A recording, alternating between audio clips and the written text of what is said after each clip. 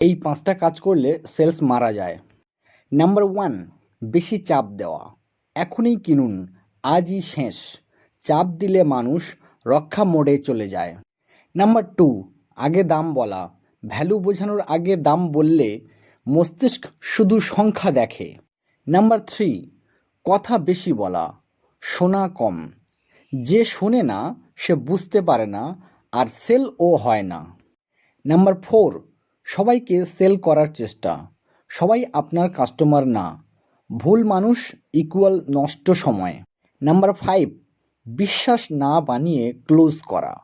বিশ্বাস ছাড়া ক্লোজ মানে একেবারে ডিল লং টার্ম নয়। সেলস জোরে হয় না, সেলস হয় বিশ্বাসে। আপনি কি আপনার ব্যবসায় এই 5টি কাজ বারবার করছিলেন? তাহলে আজ থেকে, এখন থেকে শুধরে নিন। এই রকম সেলস সম্পর্কিত গুরুত্বপূর্ণ বিষয় যদি আরও আপনি ডিটেলসে জানতে চান, তাহলে কমেন্ট বক্সে লিংক ক্রিয়েট করা আছে, ই বুকটি সংগ্রহ করুন। ওকে, ভালো থাকুন, সুস্থ থাকুন। All the best.